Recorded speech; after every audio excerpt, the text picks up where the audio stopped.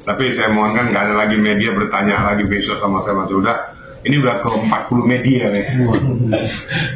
Kemarin tuh ada hampir 20 juga, sekarang muncul lagi. Kemudian malam juga saya disamber juga ya. Karena kalau saya sampaikan lagi masalah ini nanti ini lagi, apa nggak ada berita yang lain lagi. Pasar laut kayak dan lain sebagainya kan banyak tuh. Novi lagi. Baik, jadi begini ya. Sebelum saya berangkat ke Surabaya, sebenarnya saya sudah sampaikan di media ya, pada rekan-rekan sekalian dong, bahwa ini kan masalah private. Ya. Masalah private itu ya di keep lah. Ini kan usulan masalah person to person. Kalau seandainya apa yang rugi siapa? Yang rugi kan kedua belah pihak dan keluarganya, kan gitu. Nah, sampai saya rela pada saat itu secara pribadi loh ya, udahlah saya minta maaf lah kepada pihak Heri Kunchoro supaya semua close, tutup, jangan ada lagi masalah lagi. Karena kami menyangkut kepada harkat martabat daripada seseorang, baik Novi maupun Hasan sendiri. Saya jujur, saya kaget. Baru saya ngomong kayak gitu, besoknya muncul, ya mohon maaf Pak Nyoman nyumpul dengan berapi-api, memberikan somasi dengan segala macam. Loh, memang kok muncul memberikan somasi? Ada apa lagi? Saya pertanyakan tuh, kenapa seperti itu? Walaupun disampaikan pada saat itu, karena Pak Riki itu kan orang tua yang bijak untuk mengclose situasi. Nah, kalau sudah orang bijak yang mengclose situasi, ya ayo ikutin dong. Nanti kan dia terbalik ya. Kalau saya orang bijak, terus Bapak orang apa? Kalau dibalik itu gimana? Nyatanya somasi, buktikan segala macam. Ya, saya jujur ngomongnya saya kecewa. Dan saya juga nggak ngerti ya. Pada saat mau berangkat umroh, saya tanda tangan surat kuasa ke Pak Nyoman. Saya nggak ngerti loh. Disna juga nggak ngerti. Disna juga mundur loh ya. Udah cabut Disna ya. Jadi kita membuktikan bahwa kita harus profesional. Disna saya cabut. Kenapa cabut? Inilah penghargaan terhadap sesama pengacara, sama lawyers. Nggak boleh, seandainya kalau kita mau masuk itu tanyakan dulu apakah sudah ada lawyersnya, apakah sudah tidak ada persesuaian, cabut dulu baru kita masuk. Nggak boleh begitu. Yang sialnya ya ini, ya Mbak Novi juga harusnya juga tahu menghargai orang, menghargai para pengacara yang mengawal dia. Ya. Setara Disna mundur, saya nggak bertanya entah apa, kenapa kamu mundur, sama dia juga nggak ngerti juga, sama Ari itu ya. Lah saya kurang apa coba? Saya nggak dibayar. Saya kena amal kemanusiaan, saya lakukan tindakan itu. Tapi kekecewaan muncul pada saya. Saya berangkat ke Surabaya, tapi saya berangkat ke Surabaya sebenarnya tidak ada hubungannya atau relevansi dengan peristiwa ini. Karena saya lagi menangani case di Surabaya, ketemu dengan Direskrim, dengan Kapolres Jombang.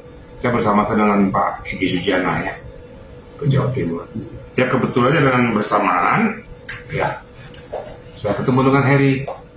Heri tahu saya dari Surabaya, dari adik saya. Jadi itu garis orang adik saya tuh. Ya. Dia tahu ya.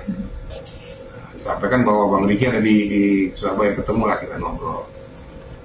Ngobrol saya di kamar sama dia. Saya bertanya dong ya, kamu kenapa sih kok ngotot terus, kok minta maaf secara tertulis segala macam, kemudian kok nggak terima dengan situasi kondisi ini, kemudian kau disomasi, kamu tantang, ada apa sih sebenarnya? Perjalanan pertemananmu yang bersangkutan gimana? Ya akhirnya dia ceritakan lah semua. Memang sudah lama kenal ya. Jadi ke salah satu donasi juga untuk DGJ ya. Nah kalau Novi datang ke sana ya sering dilayani lah dengan krunya ya, dengan krunya. Pak tinggal di apartemen atau di hotel tuh dilayani sama Heri Kunchoro. Ya hubungan pertemanan itu cukup dekat lah gitu ya. Ya kalau begitu kenapa kamu ngotot banget? Ya, karena dia di-up Heri Kunchoro-nya. Nah, ini kan menyangkut pada harkat pribadinya juga, sampai dia tuh berantem sama istrinya tuh. Ditunjukin semua loh. Mungkin Pak Edi nggak percaya. Kenapa saya berani saya tantang? Ini bukti, dibuktikan, tunjukin semua saya video pada saya. Saya memperhatikan sambil narik nafas juga di luar. Saya sudah nggak bisa bikin apa-apa lagi karena dataran fakta saya melihat itu semua. Memang apa yang disampaikan itu ya faktor kebenarannya itu bisa dipertanggungjawabkan gitu loh. Ya, akhirnya saya berpikir ya sudah kau keep, tetap saya keep, suruh keep. Kau keep, nggak usah lagi banyak ngomong dan ini nggak perlu kau publikasikan kemana-mana. Apa yang kau tahu ini pegang. Oke, sudah. Saya memang sudah janji memang mundur. Setelah melihat ini semakin menguatkan diri saya untuk mundur.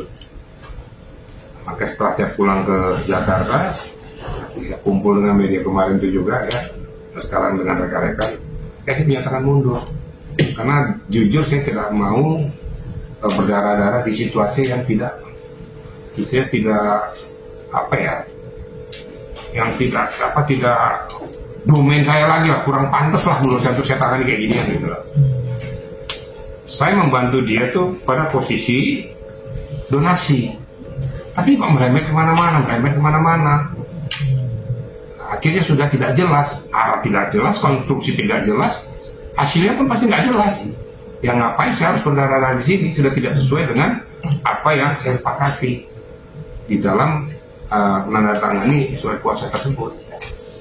Akhirnya saya mundur ya, walaupun Mbak Novi bilang Bapak ya saya menghormati keputusan Bapak, tapi tolong saya didukung terus dengan moral. Saya tetap dukung moral dan doa, saya bilang. Dan saya punya prinsip, apapun yang saya ketahui tentang dirinya, tentang diri Novi, sebagai pengacara yang gentle dan berintegritas, tidak akan pernah bocor dan lepas dari mulut saya. Karena itu adalah rahasia pengacaraan kita. Kita harus menjaga betul-betul klien kita, apapun. Biarpun kita berseberangan, kita sudah lagi nggak bersama-sama, saya tetap menjaga klien saya di hadapan saya, yang saya ketahui loh ya. Kalau yang tidak saya ketahui, saya nggak bisa jawab. Kira-kira gitu ya. Pak, berarti kalau Bapak mundur, secara juga mundur, proses dari somasi tersebut lanjutannya seperti apa, Pak? Ya silakan ya, saya nggak mau campur lagi. Kalau mau disomasi sama dia, hanya pesan saya itu aja. Ya pesan saya cukup dalam, hentikanlah somasi itu. Sudahlah, ini masalah private. Terus kalau somasi nanti berbalik pada dirimu. Kan nggak lucu kalau berbalik pada dirimu saat pembuktian yang benar, akhirnya malu sendiri. Dalam bahasa saya ya. Nah, cermati media lah, netizen. Jadi itu aja. Jadi hentikanlah somasi itu.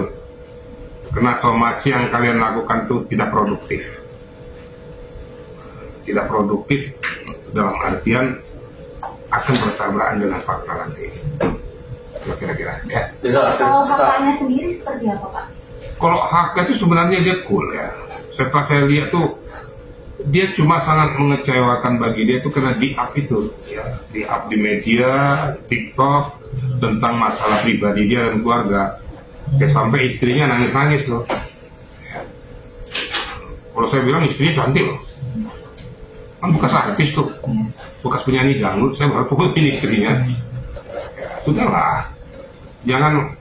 Apakah media ataupun netizen ini nggak berpikir kalau kita angkat-angkat ini, termasuk pengacaranya, apa nggak sama dengan menyengsarakan orang-orang yang di belakangnya ini, keluarganya, anaknya, istrinya, kerabatnya, lingkungan kerjanya. Sekarang Heri kan merasa dia bagaimanapun dia bos besar loh di sana. Dia punya 10 klub malam di sana. Terus rekan kerjanya, anak buahnya, mukanya kan sudah nggak ada lagi gitu. Itu yang dijaga sama Heri sebenarnya. Nah, makanya kalau kita nggak mau istilahnya tuh berdarah-darah di sini, nggak usah masuk klub malam. Itu aja kesimpulannya kan. Bang, Pak Hakan sendiri minta solusi nggak terkait kasus ini? Diserahkan kepada saya. Gimana? Intinya tuh aku percaya dengan Bang Riki. Bang Riki ngambil kebijakan, saya percaya pasti akan mendapatkan solusinya. Yang penting bangsa itu jangan lagi ada up tentang masalah itu. Maka saya katakan close saja lah. Gitu. Ini kan peristiwa-peristiwa yang sangat kalau diceritakan sangat menjijikkan gitu loh. nggak layak, nggak pantas untuk dipublikasi terus, kayak nggak ada kerjaan yang lain. Ya cuma ngomong gitu kok. Ya udah, kamu yang penting kamu juga jangan banyak gerakan, kamu diam, jangan berangkat apa membuat gerakan-gerakan yang tidak penting. Togar juga saya minta ya, bilang sama Togar, kita sebentar dikit aja dulu. Kan tugas kita ini bukan untuk berperang aja. Kalau bisa mendamaikan orang, kenapa tidak? Gitu. Jadi jangan pengacara taunya kalau mana lawan langsung sikat sampai mati gitu kan. Ini pengacara nggak bener itu loh. Kalau pengacara yang bener itu, kalau bisa dimediasi, kenapa tidak? Kalau bisa dipersatukan, kenapa enggak? Kenapa harus mengajak perang terus? Ini yang saya sangat sayangkan. Kalau tugas fungsi pokok kita ini katanya apa? Tugas mulia. Tugas mulia harus bisa mengambil posisi yang baik terhadap diri sendiri, terhadap orang yang kita bela, juga terhadap orang yang berseberangan. Kita wajib juga loh, supaya ini juga jangan terkebiri bagaimana baiknya. Kecuali kalau masalah kasus-kasus tertentu ya. Kalau kasus tertentu yang memang harus diungkap seperti tindak pidana korupsi, pembunuhan, dan lain sebagainya, itu ya sudah, kita nggak bisa mengatakan nggak boleh. Tapi kalau kasusnya kayak gini, person to person kok, person to person kan tidak merugikan orang lain atau kedua belah pihak, dampaknya yang merugikan orang lain. Kira-kira gitu ya. Jadi terakhir dari saya, setelah memutuskan mundur, sempat memberikan pesan mungkin ke Novi. Saya ada pesankan sama dia, ada pesan saya bilang, Dindaku ya, sampai tadi pagi juga nih. Dindaku, kamu fokus saja kepada pekerjaanmu. Perjalananmu masih panjang, nggak usah terobsesi dengan peristiwa ini. Hanya satu pesan saya, kau jangan terlalu percaya kepada orang-orang yang dekat dengan dirimu. Pada saat bersamaan dia selalu membackup dirimu dan segala macam, pada saat sedikit slack dia akan menjatuhkan dirimu. Karena orang yang dekat-dekatmu itu oknum lah saya katakan tuh, dia punya kepentingan, bukan murni untuk membela dirimu, membentengi dirimu. Kalau dia membentengi dirimu, pasti dia tidak akan mengatakan jangan lagi layani itu, pasti dia ngomong gitu. Tapi kalau orang suruh layani aja, perang aja, ini orang yang merusak. Saya diingatkan kalau jangan lagi. Udah konten semua maju aja. Kalau kau memang bermain di ODGJ, main aja terus. Dia tugas-tugas kemuliaan main aja lah. Fokus kamu, apalagi kamu berpulang umroh, ya sudah lah. Jadi solehah lah. Jangan-jangan jadi pulang dari sana lah makin nggak jelas gitu loh. Semakin jelas. Syukur-syukur kalau pulang-pulang dari sana tuh, bila penting kau udah pakai hijab aja. Kan itu kan lebih mulia kan. Kira-kira gitu. Pak, sebelum mundur kan Novi juga ada permasalahan dengan Gary ya Pak, pernah audit yayasan. Ada sharing nggak dari pihak Novi ke? Ya pastilah. Ya kalau itu saya sudah sampaikan pada Gary juga. Gary saya telepon loh ya. Itulah saya bilang tugas saya itu netral. Saya untuk bagaimana membuat situasional itu supaya bisa mengkerucut. Walaupun saya tahu itu perjalanan itu sudah tidak sesuai ya. Nggak ada sejarahnya mau apapun, uang siapapun tuh masuk ke yayasan langsung keluar lagi. Itu namanya pencucian uang namanya. Itu kan harus dipertanyakan kepada pemangku kebijakan di yayasan tersebut. Nggak bisa masuk langsung keluar. Ya seolah-olah dia sudah masukkan, tiba-tiba udah keluar lagi. Itu nggak boleh. Saya sampaikan sama Gary, kamu klarifikasi. Ada kan di wawancara itu, agar kau aman. Kalau kau tidak klarifikasi, berarti ada indikasi kau melakukan penggelapan. Ya, faktanya diklarifikasi sama yang bersangkutan. Nah itulah hasilnya. Kalau seandainya bersesuaian, alhamdulillah. Kalau enggak ya silakan saja, yang berkeberatan silakan aja melakukan untuk mengajukan ELP. Saya tidak menyarankan, tapi kalau pengen lakukan, lakukan. Kalau masalah audit, nah ini biar diketahui, audit tahunan dengan audit khusus itu berbeda. Kalau yang masalah donasi ke NTT itu memerlukan audit khusus. Audit khusus karena ini kan dananya kan tersendiri. Audit khusus apa yang dia beli di sana, kemana peruntukannya, kepada siapa, berapa jumlah materinya. Dan ini berkaitan pada Kemensos. Beda lagi dengan audit tahunan. Kalau audit tahunan, ya, biar diketahui media itu, berarti Novi juga diaudit. Kenapa? Pada 2024 Novi kan masih ketua yayasan. Berarti maksud dia diaudit dengan apa yang dia lakukan perjalanan uang masuk yayasan. Tapi kalau khusus untuk yang ke NTT, yang diaudit itu kayak Gary. Ya kita lihat aja lah, mudah-mudahan semua berjalan dengan baik. Hasil akhir daripada keputusan pengadilan itu kita hormati aja pada siapapun itu. Jangan langsung kita perlebar lagi. Kalau harapan saya yang terakhir itu kedua belah pihak itu dulu lah. Pecahkan masalahnya, ambil solusi yang terbaik terhadap kedua belah pihak. Clear masalah. Kira-kira gitu ya.